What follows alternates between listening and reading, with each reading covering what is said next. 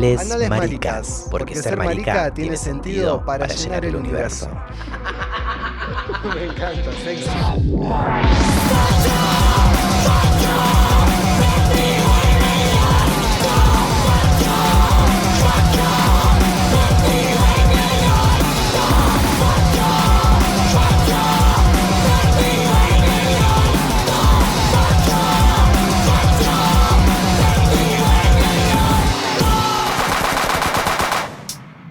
Esto es Anales Maricas, un podcast donde vas a escuchar historias de vidas abyectas, desviadas, al margen pero siempre visibles.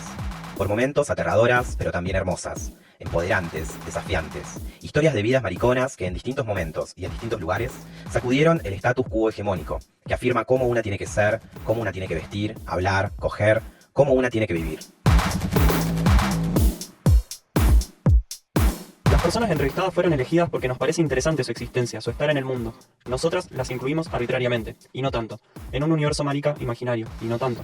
Con sus relatos van tejiendo una trama que de alguna manera nos conecta a unas y a otras, a las de más acá con las de más allá. No tenemos una periodicidad pensada, vamos a ir subiendo las entrevistas a medida que vayan sucediendo. Así que estate atente al canal de Spotify, que esperemos con el tiempo se vaya transformando en una especie de mini archivo, que junto con otros archivos ya existentes armen un registro de nuestras historias, en plural, porque si queremos cambiar la historia, empecemos porque no sea una sola. No te olvides de seguirnos, compartir con tus amigas y si pensás que alguien tendría que ser parte de estos anales maricas, escribinos al mail que aparece más abajo. Y ahora sí, arranquemos.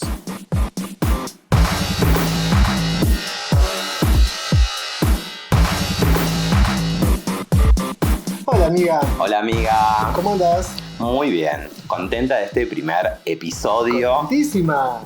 Los anales maricas están motorizados a pleno. Un hecho universal. Se alinean los planetas y sale el primer capítulo de Anales Maricas. ¿Con quién?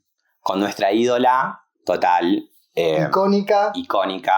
Nuestra tía, podríamos decir que nuestra tía, una artista de los años 80 para adelante, muy icónica de el under, porteño de Cava, sobre todo, porteño, claro. Y de alrededores. Fue hija y amiga de Batato Barea. Estuvo muy relacionada a la movida pan gótica queer de Capital, muy y del mundo, de ella, podríamos decir. Y del mundo, obvio, sí. Por ahí muchas la pueden conocer como cantante y frontwoman de la banda Peter Punk y sus Chicos Perdidos. Que hace poco sacó un disco, o está sacando un disco. Sacaron un tema nuevo para el Día del Amigo que está buenísimo, lo pueden buscar. Está en todas las redes sociales como Peter Punk, con A. Está en Instagram, está en Facebook, está en YouTube, así que tiene un montón de redes. Si la conocen, escúchenla porque, bueno, la amamos y va a contar muchísimas anécdotas de su vida. Hoy va a abrir estos anales maricas. Que si no la conocés, marica, por favor. Para eso estamos trabajando para vos. Bueno, pregúntame, ¿qué quieren que les cuente? Bueno, arrancamos justo... la idea, mira, te contamos. La idea surgió de hacer un podcast porque teníamos ganas, de hablar de historias de gente que nos interesa, que nosotras relacionamos por alguna manera con ser marica, con la mariconés y un poco con el activismo. Y a la vez hacer un poco de archivismo de vidas que nosotras creemos que hay que rescatar para que, no sé, quede el registro de su existencia, claro, como nuestra historia. Bien. Entonces las entrevistas son historias de vida. Uh-huh. Entonces arrancamos, qué sé yo, por el principio de dónde naciste. Bueno, empecemos por ahí. En realidad yo nací en Zárate, pero nunca viví en Zárate. Yo me crié en Campana, que es un pueblo que queda, o sea, son dos ciudades que están como casi pegadas, son como 12 kilómetros entre una y la otra. Es como una zona como muy pegada, pero hay una rivalidad tremenda entre las dos ciudades por quién es. ¿Dónde está el puente de Zárate? ¿Dónde está el puente de Zárate Brazo Largo? El puente de Zárate Brazo Largo está como a la entrada de Zárate. O sea, mis papás eran de Rosario, se fueron a vivir a Campana por el trabajo de mi papá. Como es, claro, era todo, esto fue hace muchos años, toda esa zona no estaba con el progreso que tiene ahora, o sea, era como una zona como más lejos, como nada, como más chico todo. Entonces la partera que atendía los partos estaba en Zárate. Entonces nací en Zárate porque cuando mi mamá empezó con todo el trabajo de parto, mi papá la subió al coche, la llevó hasta Zárate y yo nací en Zárate, pero no fue así como... Claro. ¿Nunca viviste? Nunca viví en Zárate, me crié en Campana. Ahí sí viví hasta los 17 años que me vine para acá. ¿Y cómo fue tu infancia, tu adolescencia? No fue lindo. No guardo buenos recuerdos. Si bien a Campana tengo que volver continuamente, porque mi papá todavía está viviendo allá, tiene 88, cumple 89 años ahora el viernes. Pero no fue lindo. Yo era muy raro. Era muy visible. Era muy visible. En una época en que nada, digamos, ni siquiera, no sé cómo habrá sido por ahí para las chicas acá en Capital, por ahí donde siempre hay otras luces, otras cosas. En un pueblo así chiquitito, imagínate que era una cosa terrible. El bullying en la escuela, los compañeros, los nenes del barrio, todo era medio como un infierno. Entonces yo pasaba el 90% de mi tiempo leyendo historietas o libros o cosas. Aprendí a leer muy chico, digamos, siempre me gustó leer, y toda mi relación con la literatura y todo viene de todo ese momento. Y la televisión, pero hay que tener en cuenta que en mi infancia era una televisión en blanco y negro con 4 canales, o sea que mucho para ver tampoco había, más allá de que los papás tampoco te dejan. Entonces era la hora de los dibujitos y por ahí alguna otra cosa.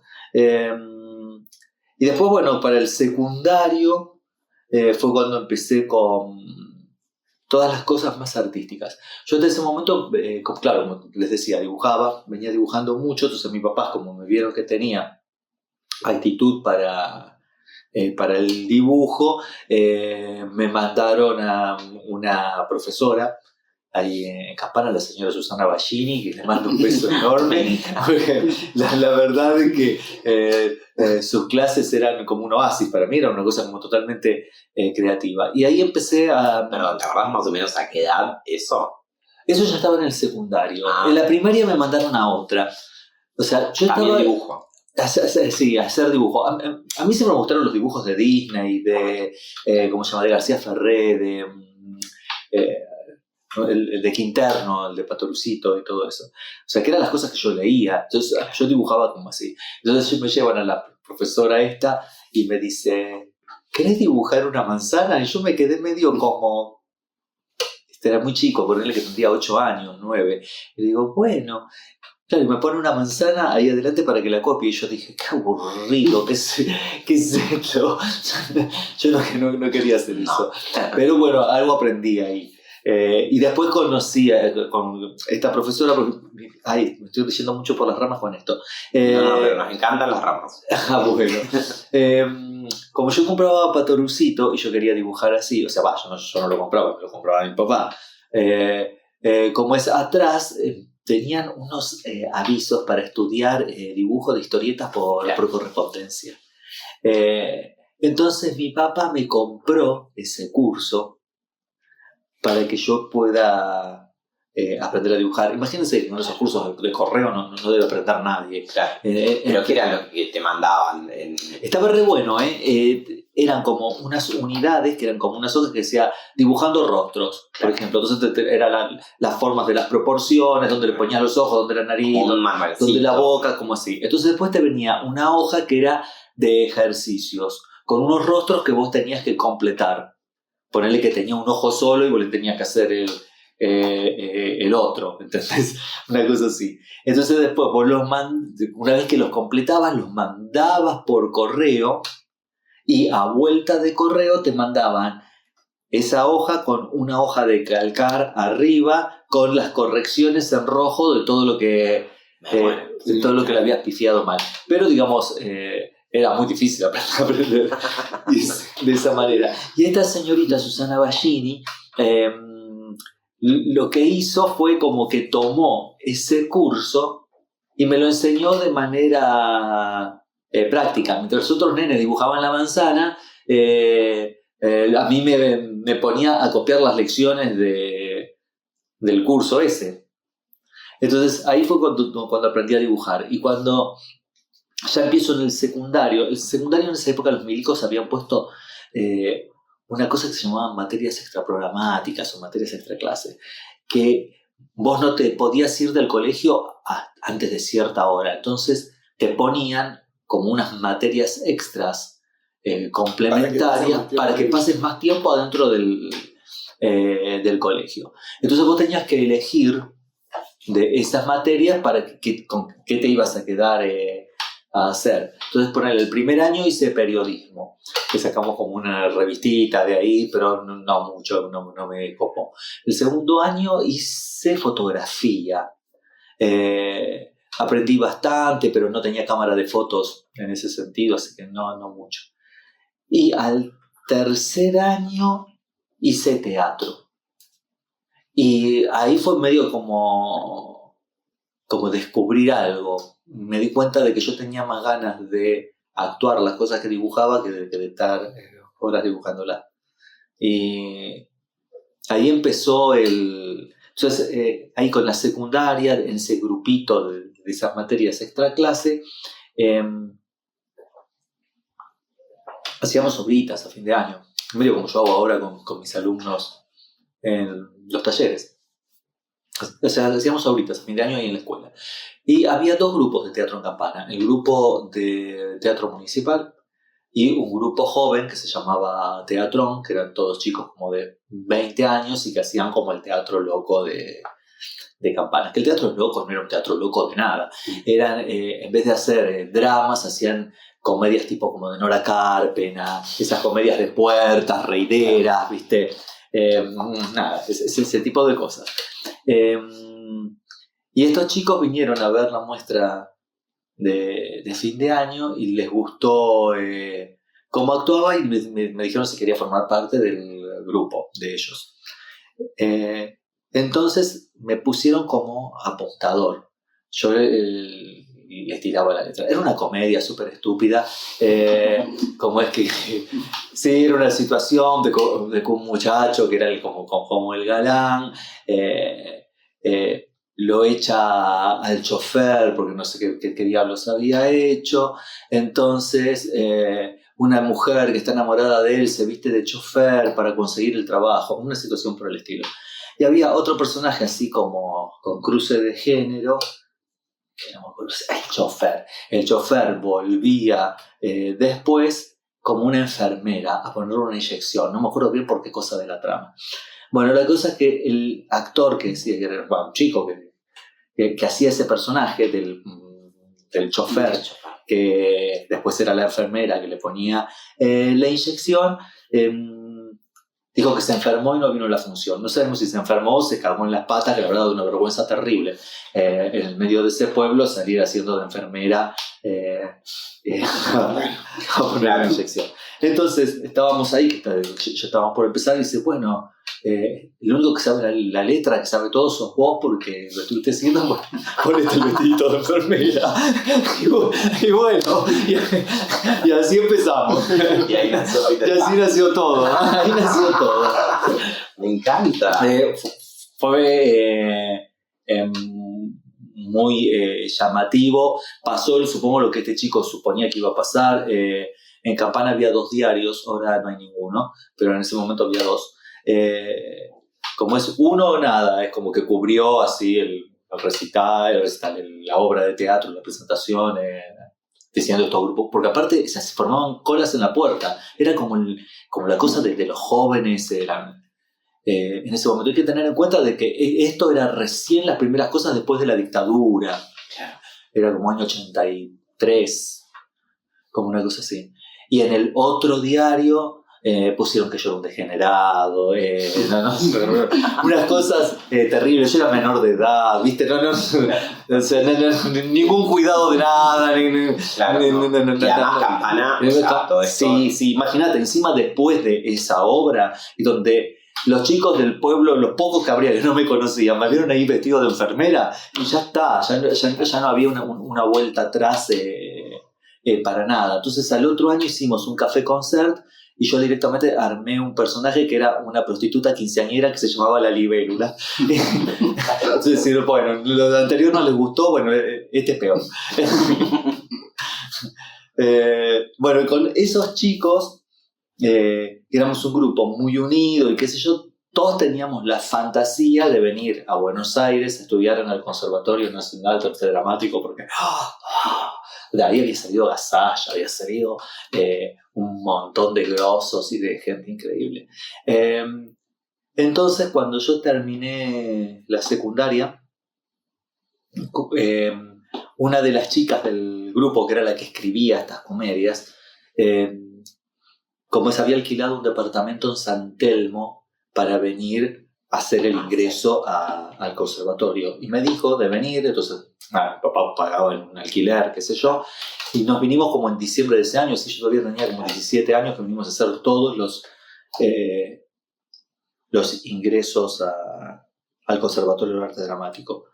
En el grupo ¿cuántas personas eran? Teatrón. Éramos como 5 o 6.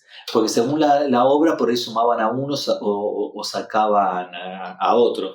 Después, con la última, esa de La Libélula, ya habíamos quedado 3. ¿Y cuánto tiempo duró? ¿Cuánto tiempo estuviste vos en ese grupo? Y ponerle que habrán sido 3 años. Un montón. Entonces, claro, y son 3 años como de mucha adolescencia. Ponerle como de los 16 a los 18, ponerle. ¿Y qué onda en ese grupo cuando tuvo toda esta repercusión? Primero lo de la enfermera y después la aparición de Libélula. Claro, y mira, había un compañero del grupo que era este galán joven, que a mí me encantaba. Pero no, nada, qué sé yo. Cuando nos vinimos a Buenos Aires con toda esta historia del conservatorio, totalmente salió del closet que tenía un novio acá en Buenos Aires hace un montón, que lo venía a ver y todo. O sea, por un lado fue como una sorpresa y por otro lado, ¡ay, tiene un novio, qué sé yo! Bueno, lo cual no impidió que después tengamos teniendo nuestro pequeño romance, que empezó muy de a poco porque éramos amigos, éramos chicos y qué sé yo, y nada, fue como un momento lindo.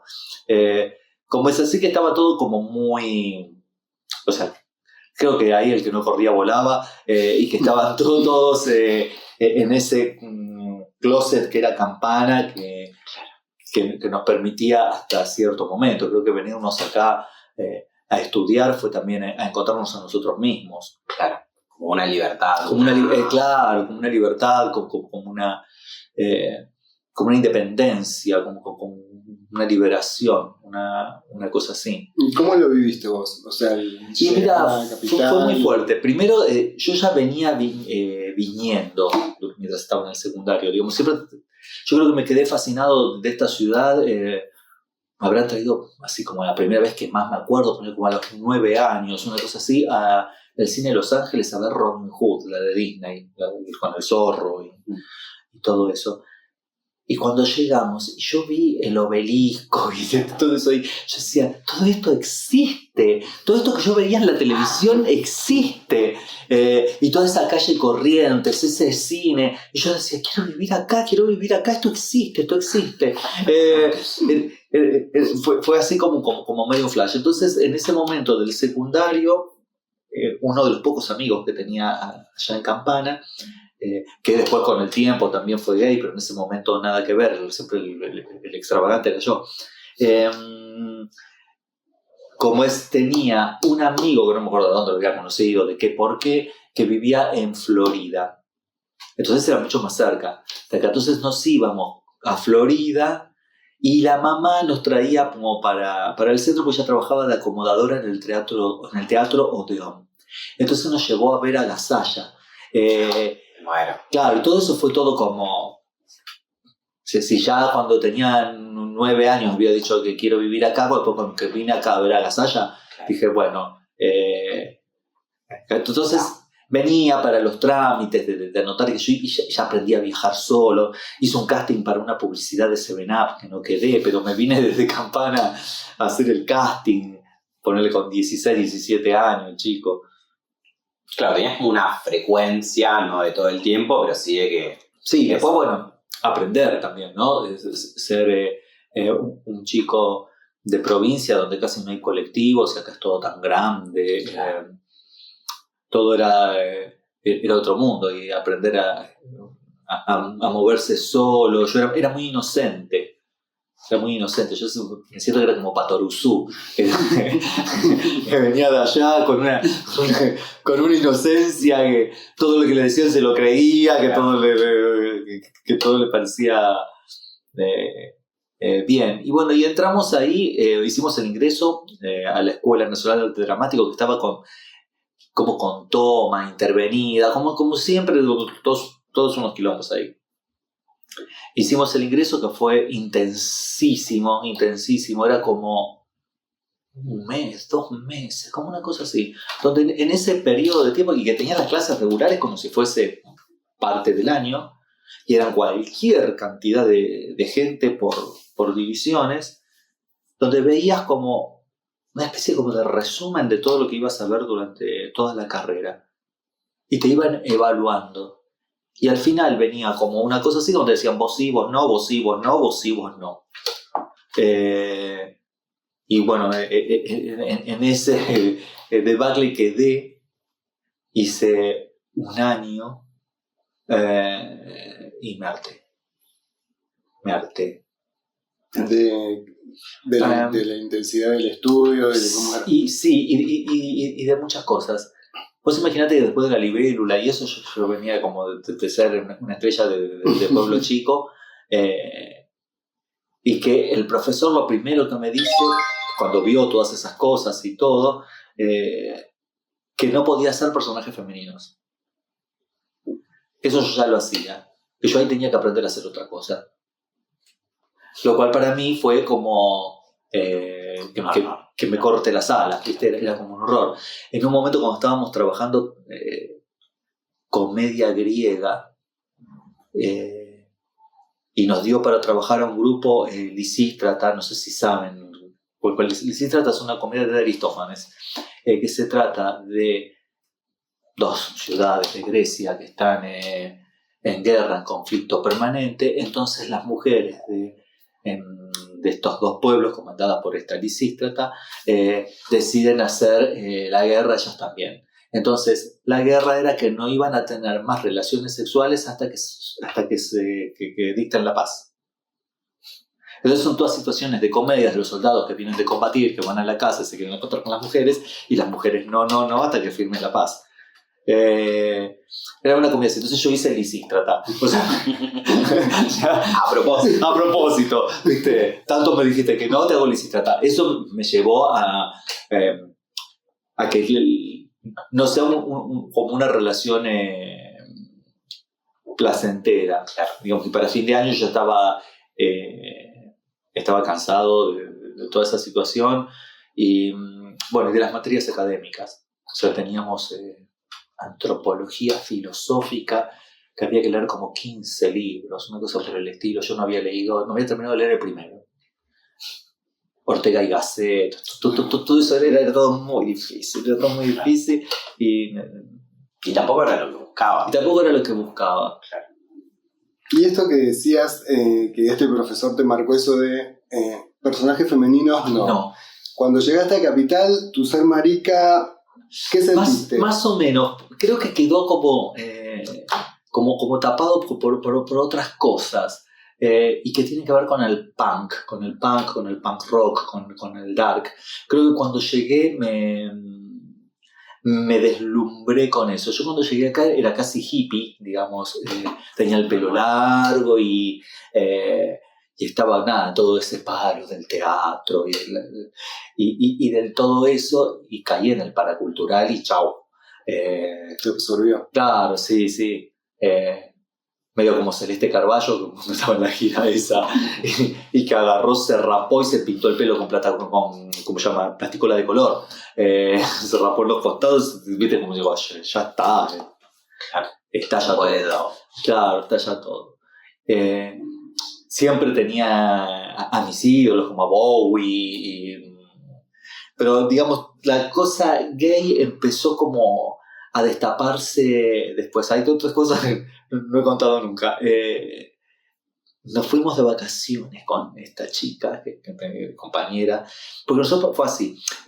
Nos contrató Zippelinkowski cuando estábamos por la mitad de ese conservatorio que no iba ni para atrás ni para adelante. En la mitad la conocimos a Zippelinkowski. Esta chica ya la conocía de antes. Y como si nos puso a actuar en una obra que era toda en Yiddish, que se llamaba Mameloyo en Yiddish, que era un café concert en Yiddish, para ser asistentes en escena. Entonces entrábamos y hacíamos ciertas acciones con ella sin hablar, o éramos como el partener de la situación, era todo como un monólogo y nosotros tenemos que ser el que escucha, el que recibía eso, ¿no? Era como una cosa por el estilo. Así que entré a trabajar como en una cosa como muy armada, no comercial, digamos, porque era un teatro intelectual, pero con todo el andamiaje de teatro, giras por el interior, todo eso mientras estaba cursando lo otro. ¿Qué libro iba a leer de lo que había que leer? Entonces, después de toda esa temporada de Zipe y todo, que habíamos ganado plata y qué sé yo, nos fuimos a Mar del Plata. Cuando nos fuimos a Mar del Plata, vamos a un lugar que era como un bar, una lechería era. Y nos atiende una chica que era evidentemente torta, era de la comunidad. Muy buena onda y le empieza a tirar como onda a mi amiga. Y nos invita a ir a un boliche que se llamaba Pomelo, creo, en Mar del Plata. Claro, y fuimos y era un boliche gay, era la primera vez que estábamos... ¿Fue tu primer boliche gay? Sí, y fue todo como una cosa medio como de fascinación, pero sí, que no, que qué chiste, qué loco que somos. Pero era una cosa medio como con pudor. Como con pudor, como ay, mira. Nada, y ahí es como que de a poco se fue destapando todo. Como es. Y yo paralelamente, yo tengo un amigo, ahora vive en Barcelona, que vivía en Rosario. O sea, mis papás eran de Rosario, entonces yo viajaba a Rosario y así fui como conocí a este amigo. Y con este amigo fuimos con los primeros que empezamos como a explorar en nuestra sexualidad y a tocarnos y a cogernos entre nosotros, digamos. Como... esa vez del boliche no pasó nada. Esa vez del boliche no pasó nada, fue salir y jujuju. Pero ese viaje fue como muy revelador. Creo que sobre todo para mi amiga, que se dio cuenta de que no era un chiste jujujuy, sino que realmente la chica del bar que nos había invitado realmente le gustaba. O sea, el tema venía por ella, y creo que después cuando se tuvo que asumir, se puso tan loca que me empezó a echar la culpa a mí, de que yo era el que andaba en cosas raras, y me terminó echando del departamento. O sea, como que se terminó cortando todo ese vínculo, toda esa historia y toda esa parte. ¿Y no sabes si ella...? Sí, ahora salió del closet totalmente. ¿Y eso fue también una salida del closet para vos? ¿O vos ya habías salido del closet? Yo venía medio como un ni, pero después que pasó todo eso fue como ya está. Y era una cosa como medio extraña, digamos, porque yo seguía haciendo dark punk, todo de negro, con los pelos parados y con todo el delineador corrido y todo eso, pero que iba a los boliches gays.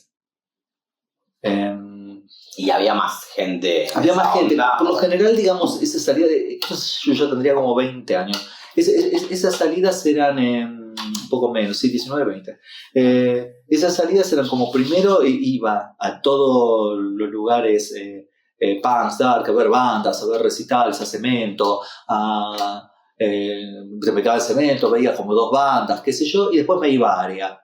Y me encontraba con todos otros maricones. Al principio medio que no conocía a nadie, iba y me mandaba solo y era como muy raro para todas las chicas desde ese momento. Estaba como en un descontextuado, pero el lugar era como muy libre. Era antes los lugares donde dejaban entrar chicas trans. Entonces era todo como... Área. No, área no. Este era... sí, área. Este es área. Sí, en área. Había como una cosa de mucha libertad. Y un día cayó una redada de la policía. Era drogas peligrosas la división. Y así, trajeron un montón de celulares y metieron... Celulares son los camioncitos, ¿no? Y metieron a todo el boliche adentro de camiones y nos llevaron a todos a la división de drogas peligrosas que quedaba, creo que como por acá, por Puerto Madero, como por ahí. Un galpón enorme y nos metieron a todos en ese galpón. Claro, la cosa es que era como si el boliche siguiese ahí adentro. Éramos todos los mismos, pero en otro lugar sin música. Encima no era que estábamos en calabozos separados. Entonces, claro, ¿qué fue lo que empezó a pasar? Una cosa como muy linda, tomando en cuenta la perspectiva de la situación en la que estábamos, que por ahí todos nos conocíamos de vernos en el boliche, pero toda la histeria y la cosa del boliche hacía que nunca nos hubiésemos comunicado entre nosotros, pero de estar ahí te ponías a hablar con uno, con el otro. Yo hacía un fanzine y lo tenía en la mochila y le empecé a vender el fanzine a todas estas que estaban ahí aburridas de ese negocio. Me fui con plata y me fui con un montón de amigos. Claro. O sea, después cuando volvimos al otro fin de semana a área, era toda una cosa de abrazos y todos amigos, digamos. Se habíamos pasado toda la mañana ahí encerrados. Sí, divino. Eso fue divino. Y como tengo mi amigo Pablo Costa, con el que después actué y todo, que es así como mi hermano, mi hermana, la conocí ahí. Nos conocimos ahí en esa noche de calabozo. De calabozo, claro, de calabozo terrible. Bueno, ya está, ya me perdí, no sé. Y después dejaste el conservatorio. Y dejaste el conservatorio. Y empecé a estudiar teatro. Empecé a estudiar teatro privado, particular, digamos. Al primero que fui a estudiar fue con Norman Brisky. La experiencia con Norman fue muy fuerte. También no aguanté más de un año. El método que tiene Norman es durísimo. Hay que estar muy bien uno para poder atravesarlo.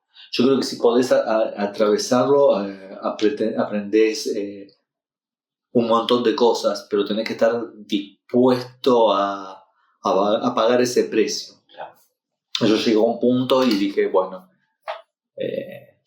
hasta aquí. ¿Vos para ese momento ya conocías, ibas o estaba el paracultural y toda esta movida que mencionabas? Sí. Al paracultural, mira, caí por... eso estaba en el conservatorio.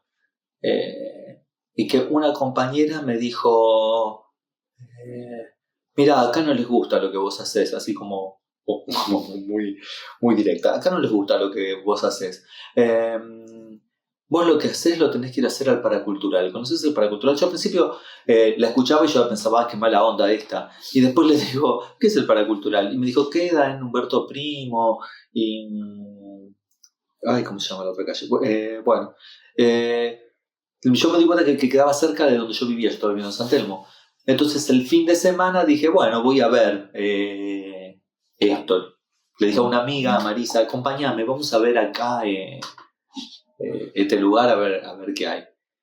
Y fue increíble. Lo vimos a Urdapilleta, a las gambas al ajillo esa noche.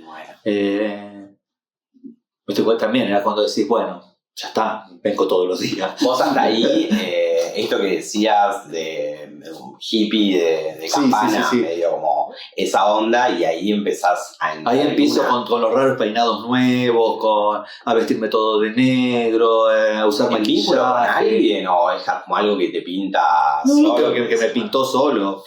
Me pintó solo con todos alrededor. Este amiguito amante que tenía en Rosario estaba horrorizado, no me quería ver más. Decía Claro. que le daba vergüenza andar conmigo por la calle como estaba disfrazado. Claro, yo te iba a preguntar eso, porque por ahí en ese momento, incluso ahora pasa, pero bueno, más en ese Claro. momento, un mundo gay, un freak, no era muy amoroso. Pero vos sabés que, Te fue bien. que a mí me fue bien. Había otro lugar al que iba mucho, que empecé a ir por esta amiga que te digo que fue la que me acompañó al Paracultural, Marisa, mi amiga Marisa, que la quiero un montón. Seguimos siendo amigos, pues, estamos 1000 años.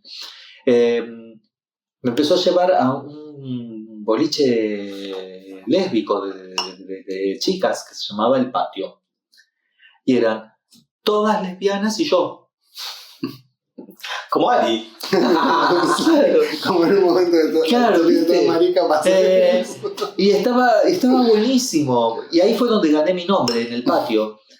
Porque como es claro, yo estaba con todo ese look y yo leía Peter Pan, porque Peter Pan es mi libro favorito y había conseguido el libro hacía poco. Yo siempre había visto la película de Disney y todo eso, pero nunca había leído el libro. Entonces, esta chica, que era una chica muy burlona, que la conocíamos ahí del patio, que íbamos a bailar, me abre la mochila y me encuentra el libro. Y se empieza a reír y me decía, Peter Punk, Peter Punk, jajaja, Peter Punk, Peter Punk, Peter Punk. Y después ya me decían todo a Peter Punk.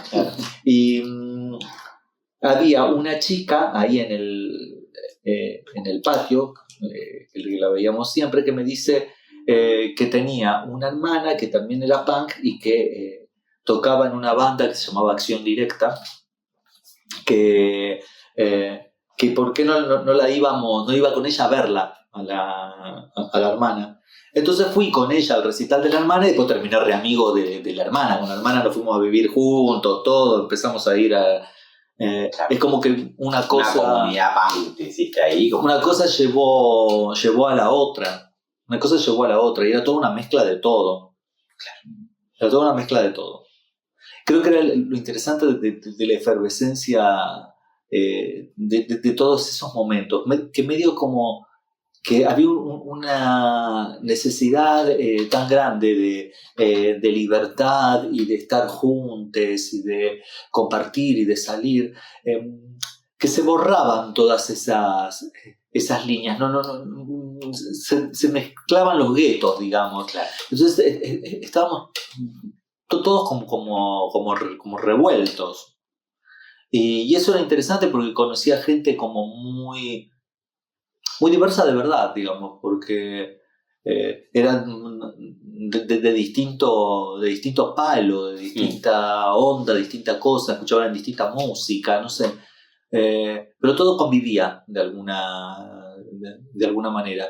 Esos lugares tipo el Paracultural, los Cementos, o esta área que te digo, Búnker, creo que tuvo algo de eso también en su época, el Ave Porco, que eran esos lugares, el Morocco de Alaska, que eran esos lugares que todo convivía, o sea, iba todo el mundo. Bueno, ¿Y tuviste como una época más drag, puede ser? ¿O Sí, pero todo eso vino después. mucho después? Todo vino después de todo ese momento de los 80. Yo vivíamos como en una comunidad punk, que yo hasta tuve una novia y toda la historia. Me enamoré de un pibe. Era un chico que vivía como a la vuelta de donde yo vivía y me lo encontré en Búnker. Y me dice, vos sos vecino mío, qué sé yo, vivís a la vuelta de mi casa. Sí. Soy el primo de no sé quién. Bueno, ese no sé quién era uno que había cogido con otro de los chicos que vivía conmigo, con Pablo, que ya lo nombré. Sí. Decía, sí, porque Pablo le prestó un cassette a mi amigo y y como ya no se van a ver más, te lo quería devolver. Bueno, un día vino, me tocó el timbre a devolverme el 22 cassette. Yo estaba solo en mi casa y estaba como roto porque había filmado durante toda la noche, estudiaba cine, había filmado durante toda la noche un cortometraje en La Manzana de las Luces, y este vino, me tocó el timbre como al mediodía, que yo no sabía ni dónde estaba parado. Y vino, me hizo de comer, me trajo una pasta frola que comimos después y qué sé yo, y no sé cómo terminamos en la cama. Bueno, después de todo eso, como para no terminar en la cama. Bueno, y como si ahí empezó como un romance, como es que me fue llevando también como para otro lado. Y ahí, bueno, empezaron ya los años 90 y es como que todo ya el dark y todo eso medio como que había pasado de moda. Venían las cosas como por otro lado, y ahí es donde empecé al principio con todo ese look como más andrógino. El pelo así platino, como mucho maquillaje, muchos anillos, mucha cosa. En todo ese momento cuando filmo los cortos con Batato, o sea, es toda esa relación con Batato, media como todo ese momento, que Batato estaba con las tetas. ¿Cómo lo conociste? A Batato lo conocí antes, en toda la época punk en Cemento. Él hacía un número que te metía abajo de una tela y te adivinaba la suerte. Y cuando terminaba lo que te hacía, que te recitaba poemas de Alejandra Pizarnik, y no sé qué te decía, te daba una tarjetita que decía soy Batato, con un poema de Alejandra Pizarnik y el teléfono. Yo después me enteré por Enrique Sims que eso era un truco que Batato usaba cuando le gustaba a alguien para ligar. Claro. Me encanta. Entonces yo muy inocentemente, pues te digo, era muy inocente, lo llamo por teléfono. Un día le digo que me había dado el teléfono y qué sé yo, y estuvimos un rato hablando de Alejandra Pizarnik y de la poesía, de todo eso. Así como muy buena onda, todo divino, bueno, bárbaro. Al fin de semana salgo, me lo encuentro otra vez. Ay, hola, qué sé yo. Me dice, mirá, tengo una fotocopia de un poema de Alejandra, que no sé si lo tenés. Ay, no lo tengo, qué sé yo. Bueno, la otra semana voy y le llevo yo una fotocopia de otro que él no tenía. Ay, bueno. Y así empezamos a hacernos amigos. Entonces cuando sale esto de que yo tenía que filmar la tesis documental en el cine de Avellaneda, yo después de Bricky me fui a estudiar cine a Avellaneda, que también me iba sumamente mal. Como es, claro, yo ya iba muy disfrazado a las clases y a veces teníamos práctico de fotografía o algo a la mañana, los sábados. Imagínate que yo venía de largo de búnker, así maquillada como estaba, como venía. Y por ahí me estaban explicando algo y me quedaba dormido en una silla. Porque yo ya venía de un after. Me detestaban. Y filmaba unos ejercicios que no les gustaban. Entonces, entre esos ejercicios que filmaba que no les gustaban, estaban estos que hice con Batato, que tenía que filmar un documental. Entonces yo me puse a pensar y a mirar documentales y todo me parecía como muy estructurado, muy aburrido. Dije, no, lo voy a hacer de otra forma. Voy a hacer una cámara en movimiento sin seguir patrones de plano secuencia ni de nada, sino que sea una cámara que se aburra. Que nos está tomando a nosotros y como que le parece muy aburrido lo que estamos diciendo, se pone a tomar los detalles, ese cosito que está ahí, esto que está allá, esto que está allá, lo otro, pues vuelve, nos muestra acá, va, se mete allá, a ver qué hay en la cocina, viene, era como medio así. Me dijeron que eso no era un documental, que eso no era nada, que no había aprendido nada, que estaba todo mal hecho, que tenía demasiada MTV en la cabeza, nada, cosas por el estilo. Entonces... Perdón, eso después termina siendo parte de la peli de Batato. Claro, sí, todo eso está dentro de la peli de Batato. El corto lo subí durante la pandemia en YouTube. Está en YouTube, se consigue. Y después de ese hice otro, porque me dijeron que iba a reprobar el año que lo tenía que hacer nuevo. Lo llamo a Batato y le digo, ay Batato, esa vez me dijeron que me van a reprobar el año, no les gustó la película que hicimos, qué sé yo. Me dice, bueno, no importa, filmemos otra. ¿Cuándo venís? Bueno, entonces ahí ya me junté con otra compañera, María Chelieri, y ella me dijo, yo te voy a ayudar, vamos a armar una estructura de documental convencional para que como puedas aprobar el curso, claro, era lo último aparte de esto. Y entonces fuimos otra vez a la casa de Batato, pero ya fui con un equipo técnico, con luces, con microfonistas, con todo lo que hay que hacer, y filmamos un talking head, a Batato hablando como 2 horas y media, así, medio lo que estamos haciendo ahora, una entrevista. Yo le preguntaba cosas, digamos, y como que la charla se volvió como muy íntima, y que es lo que ustedes ven después en la peli de Batato. Eso yo con María hicimos un extracto, o sea, el trabajo que teníamos que presentar era de 20 minutos, así que hicimos un corto de 20 minutos, que ese no lo tengo subido en ninguna parte, porque como tiene desnudos lo tendría que subir a un Vimeo, alguna cosa de eso. Que se llamó 14 pavos reales. Como espero yo 14 pavos reales lo termino después que murió Batato. O sea, yo lo filmé, lo filmamos todo, con los chicos fuimos a filmar la carancha, no sé, como un material de archivo, y entonces, la carancha filmada por mí sí la tengo subida a YouTube. O sea, yo pedía la cámara en la escuela y íbamos y filmábamos todas estas cosas para ese documental. Y Batato no me regaló nada. Batato me dio un montón de VHS de las obras anteriores que la había hecho para que ponga ahí. Y me dijo, devolvémelo, porque los estudiantes de cine después nunca cumplen nada. Pero tenía razón, no se lo devolví, porque en el interín fue cuando él murió, digamos, entonces todo eso lo tenía yo. Después le saqué copias y se lo devolví a la mamá. O sea, que la mamá tenga, y que son las copias que ahora circulan también fuera de mí, viste que a veces ponen en el Malva o lugares así. Son esas otras copias que yo saqué de ese material. Y ya me perdí, no sé dónde estoy. No, estábamos ahí como una con Batato. Sí. De tu encuentro con Batato. Fue más o menos así. O sea, vos cuando terminaste de editar, entonces 14 pavos reales. Él ya había muerto. Como él se muere por la mitad, cuando estábamos con todo eso. Y pasó una cosa como muy curiosa.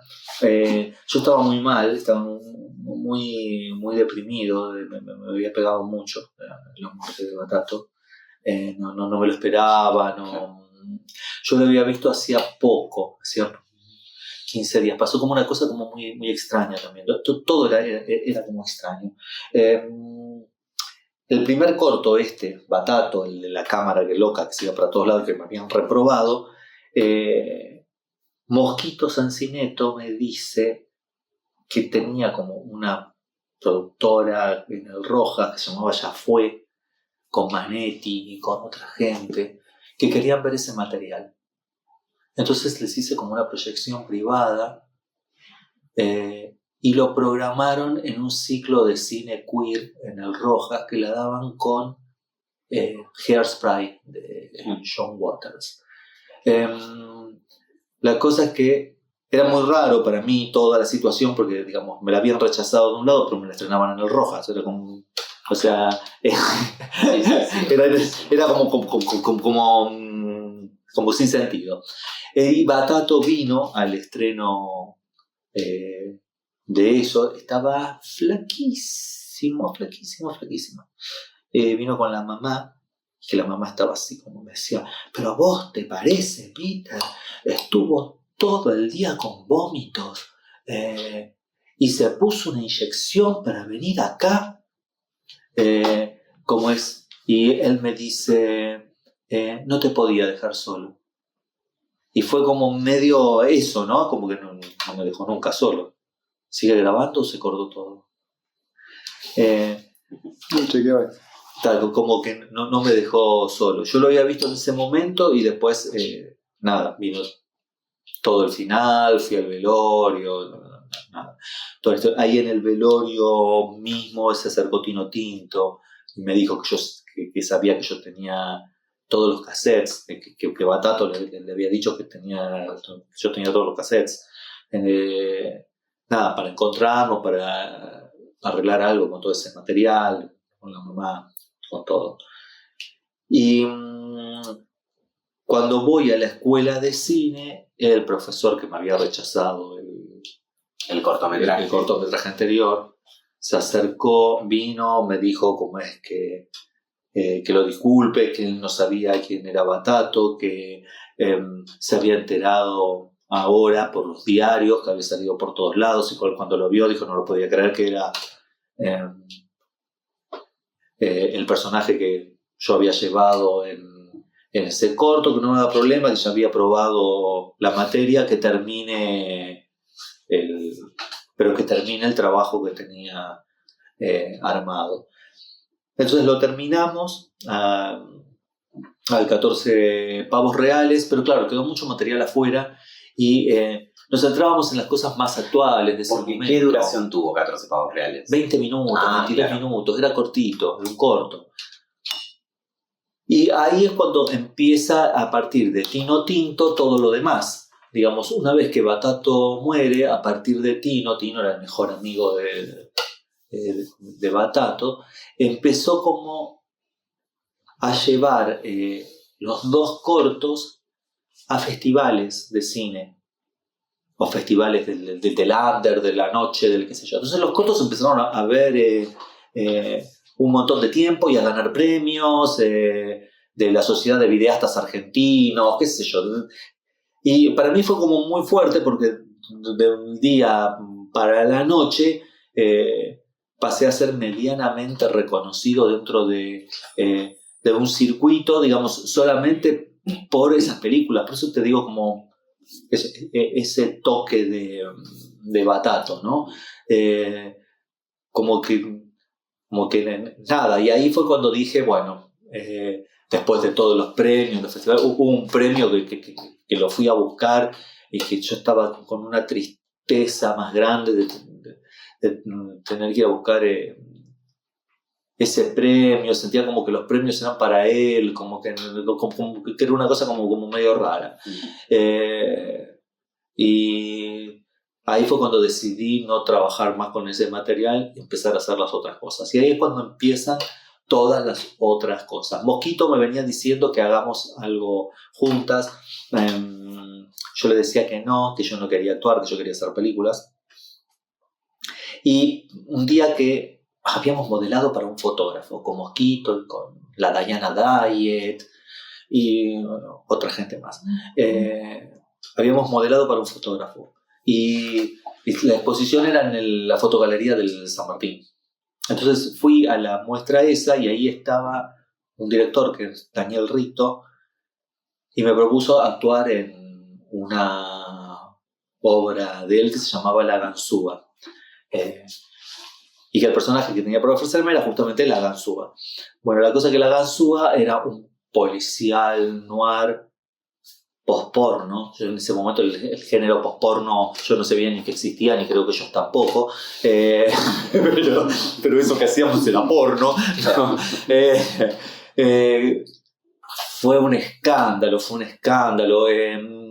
La hacíamos en Liberarte encima, que quedaba en plena calle Corrientes, como al lado frente del Teatro San Martín. Y que era un escándalo, con desnudos, con sexo casi explícito. La Ganzúa era una mujer rica y muy mala, como es que tenía patentada y exclusivamente para ella la fórmula de la juventud eterna. Entonces nadie sabía cuántos años tenía la Ganzúa. Entonces tenía una hija a la que maltrataba continuamente, que se pone de novia con un malviviente, un marginal, un delincuente, al que lo convence que me mate para quedarse con el dinero y la fórmula de la juventud eterna. Entonces, el plan que montan es que él me seduzca,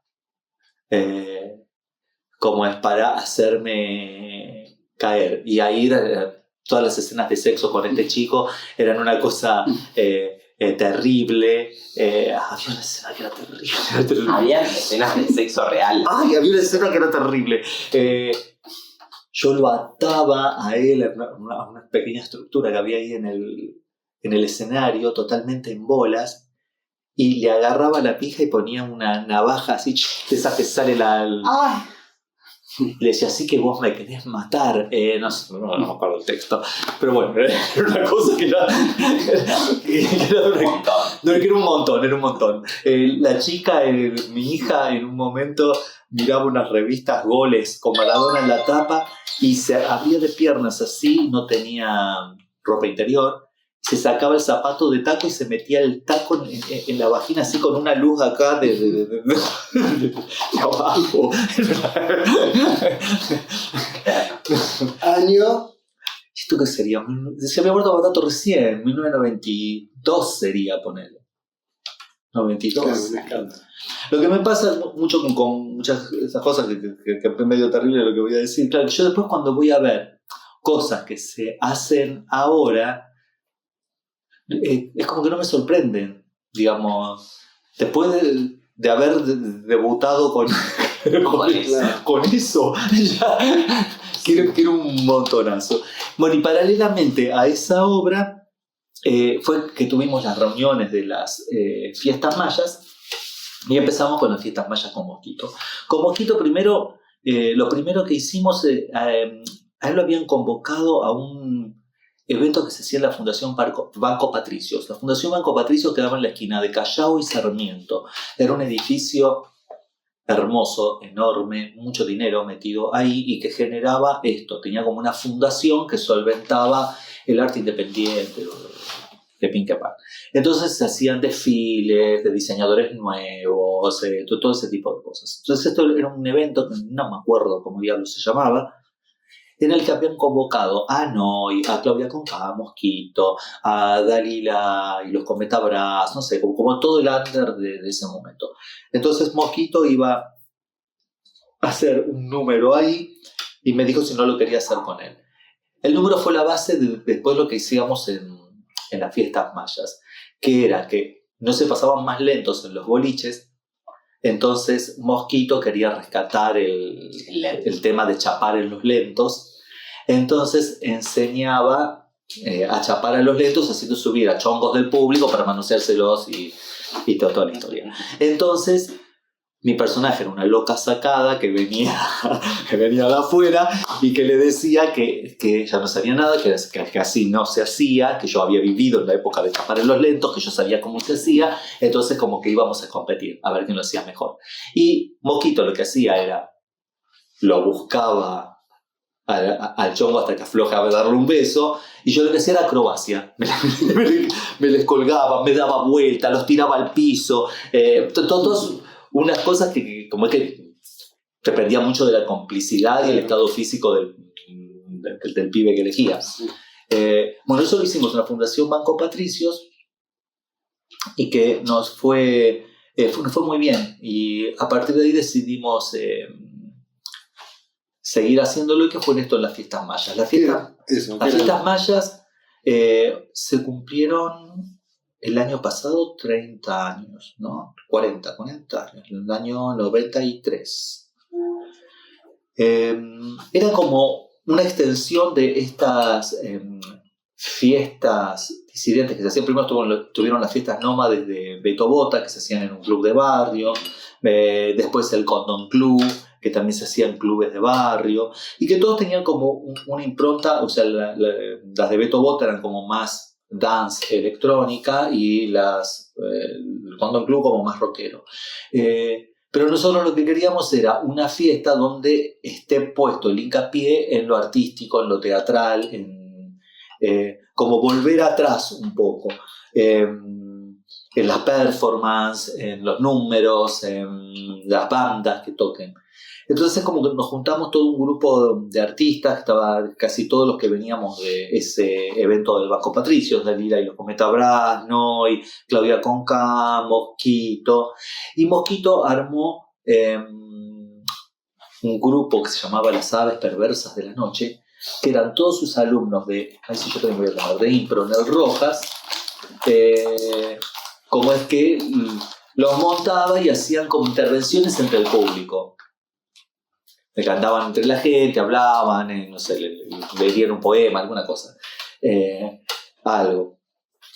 Las fiestas duraron un montón, la primera se hizo en la EMAD, en la Escuela Municipal de Arte Dramático, para juntar plata para la escuela o algo para el estilo, para los egresados, no sé, para algo por el estilo. Y estuvo muy bueno porque era todo un ambiente como más intelectual, como todos estudiantes de teatro, y hacíamos un montón de números. En la EMAD habíamos hecho como 3 o 4 fiestas, la cosa es que se vio el filón que había ahí, sobre todo, digamos, el que organizaba toda esta movida, y nos empezó a llevar itinerantes a clubes de barrio y cada vez se empezó a volver más multitudinario y en un punto también más de control. O sea, entonces, con Mosquito hacíamos eso de Chaparranos Lentos y con Pablo Costa hacíamos como números. Por lo general eran números que no eran hablados, no era playback tampoco, como poníamos un tema musical y realizábamos un sketch como mimado, como mímica sobre la acción para no cortar el clima de fiesta. Pero sí cantaba Lidia Borda también en las fiestas, que todavía no hacía tango, sino que hacía blues. Y esto se empezó a volver cada vez más grande, hasta que llegó un momento que estábamos en la Unión de Almaceneros, me parece que era, y que fue un descontrol de gente, que yo me acuerdo, el escenario era alto, y estábamos con Mosquito dando la bienvenida, ahí sí hablábamos, hola, buenas noches, y qué sé yo, y que los chongos se trepaban por el coso del escenario y nos agarraban de las piernas. Yo no sé con qué intenciones, pero era como salí, no me toques, no me tires para abajo. Claro, muchísimo. Después pasaron a un lugar fijo que se llamaba El Circo, que tuvo un momento así como de esplendor hermoso. Al tener un lugar fijo nos permitía hacer más números, poder ensayar ahí, digamos, era como que todo estaba como más organizado, hasta que se desbandó de nuevo, porque vino, no sé, la hinchada de qué equipo, con la hinchada del otro equipo, que se agarraban a trompadas, a revolear botellas y todo ese tipo de cosas. Y con Mosquito, bueno, teníamos mucho levante con esos chicos. Dos cositas, se me pueden decir. La primera, que si querés podemos hacer una pausita para que comamos algo, tomemos algo, qué sé yo. Bien. La segunda es que si te interesa, trajimos un porrito. Dale. Bueno, amiga, Nos fumamos un porro con Peter me encanta. y nos vemos en el próximo episodio. Nos vemos en el próximo episodio de Hermanas Maricas. Que seguimos con esta entrevista con la segunda parte. Con la segunda parte de esta ícona Ícona marica y del fumada. universo.